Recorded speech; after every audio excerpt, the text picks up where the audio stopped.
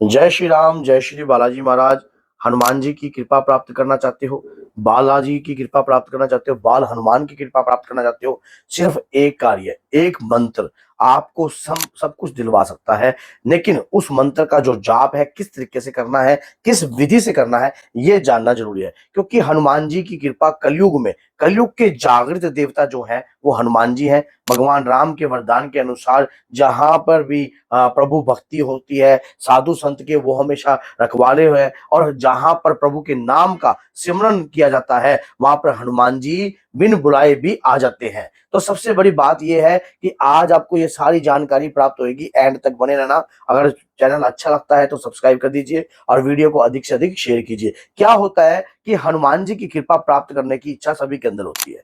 बाल हनुमान जी की कृपा अगर प्राप्त हो जाती है तो आपके जीवन का उद्धार हो जाता है, और जीवन में आने वाली हर समस्या, हर प्रॉब्लम, हर दिक्कत आपकी दूर हो जाती है। मात्र एक हनुमान जी का एक ये मंत्र जो मैं आपको बताऊंगा, कलयुग में यह मंत्र बहुत कारगर है। इस मंत्र से आप हनुमान जी की कृपा प्राप्त कर सकते हो, बाल हनुमान जी की कृपा भी प्राप्त कर सकते हो। इस मंत्र से पंचमुखी हनुमान जी की भी कृपा प्राप्त कर सकते हो। करना कुछ नहीं है, सिर्फ बिल्कुल सरल है।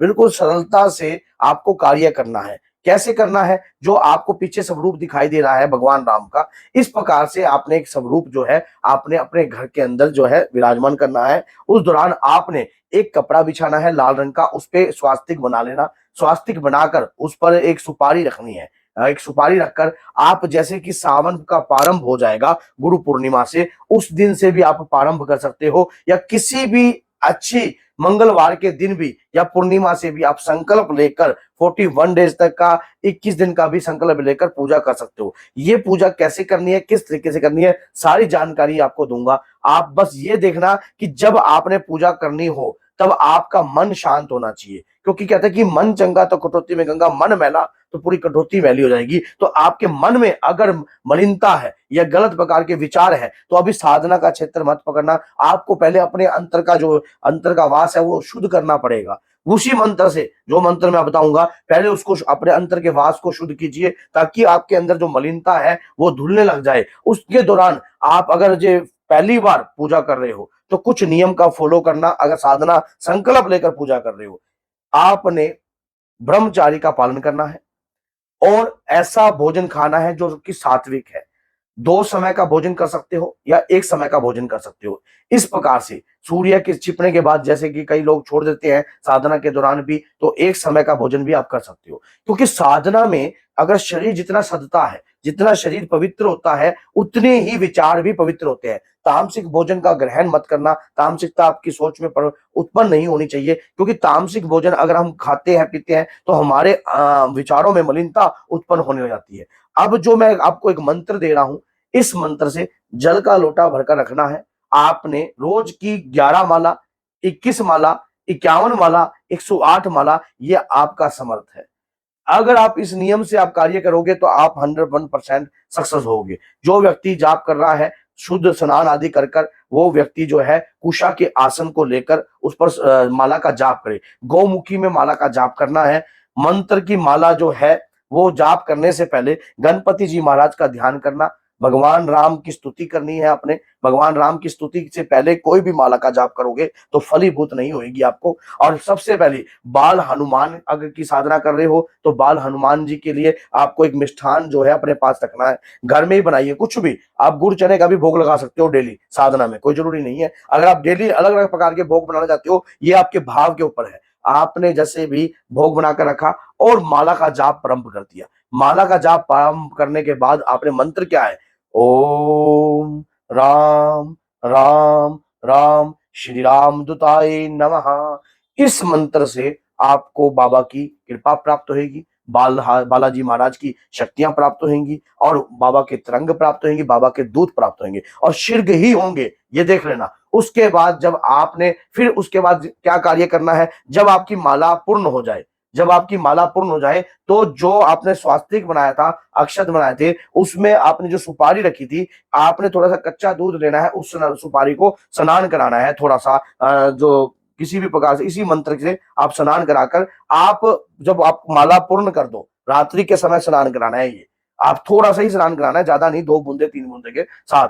उसके बाद क्या कार्य करना है, माला कितनी बजे करनी है ये आपके ऊपर है। अगर आप सुबह 9 बजे के बाद करते हो, जैसे कि आप 2 माला, 4 माला, 11 माला सुबह कर लेते हो, उसके बाद फिर दोपहर को फिर करते हो, शाम को फिर करते हो, ये समय आपके ऊपर है, आपने निकालना है। सावन सावन भी आप इसको, इस समय को इस प्रकार से कर आप इस समय को परिपूर्ण कर सकते हो, और ये समय आपके लिए कुछ एक नया भविष्य खोलने के लिए आपको प्राप्त हुआ है। अगर कोई व्यक्ति साधना कर रहा है और अगर वो कर पा रहा है तो समझ लो प्रभु ने आपको चुना है। नहीं तो बहुत सारे व्यक्ति साधना के क्षेत्र में आते जरूर हैं, करने की कोशिश जरूर करते हैं, लेकिन उसमें सफलता प्राप्त नहीं होती।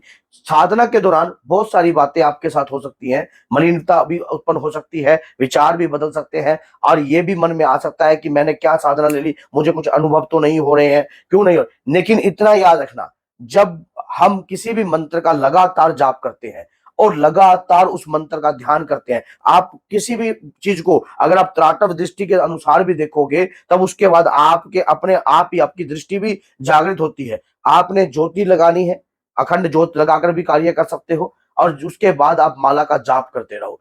कम बोलो, साधना के दौरान कम बोलना चाहिए, अधिक से ज्यादा नहीं बोलना चाहिए, कम बोलना चाहिए। और इसमें इसी समय पर पंचमुखी हनुमान जी की भी साधना कर सकते हो आप। इसी तरीके से जिस स्वरूप का आप ध्यान करोगे, उसी स्वरूप की कृपा आपके ऊपर होने लग जाएगी। मान लीजिए आप हनुमान जी के पंचमुखी स्वरूप की ध्यान कर रहे हो, तो हनुमान जी के पंचमुखी स्वरूप की कृपा भी आपको प्राप्त होगी। ये आपके ऊपर डिपेंड करता है कि आप कौन से स्वरूप का ध्यान कर रहे हो। लगातार प्रयास किसी भी शक्ति के प्रति आपको बना के छोड़ता है। ये मत सोचना कि आपके भविष्य नहीं बना, आपके जीवन में आपको प्राप्त नहीं हुआ, वो चीज आपको कब की प्राप्त हो गई है, सिर्फ उसको अनुभव करना पड़ता है। अगर आपके कोई गुरु है तो गुरु का ध्यान करना अनिवार्य। अगर कोई गुरु नहीं है तो आप महादेव को भी अपना गुरु बना सकते हो, और आप माँ दुर्गा को भी अपना गुरु बना सकते हो।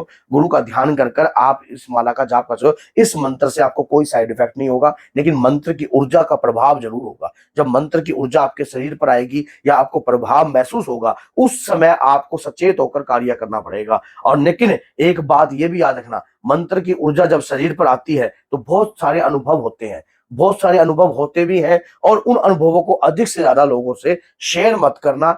बाबा की कृपा आपको शीघ्र ही प्राप्त होगी। जिस दिन आपका 41 डेज वाला दिन होगा, उस दिन आप इसका दशांश हवन भी करना।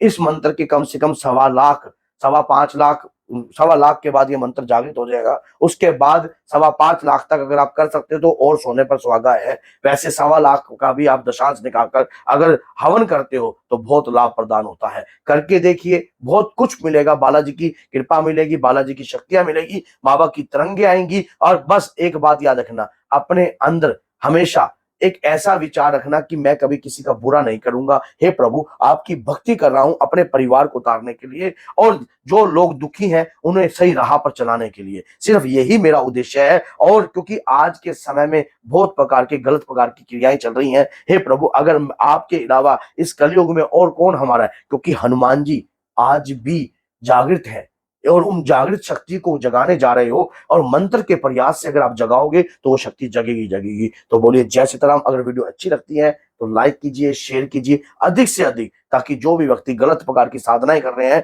तो वो, क्योंकि हनुमान जी की साधना करने से आपके कुटुंब का नाश भी नहीं होता है। तो बोलो जय सिया राम, जय माता।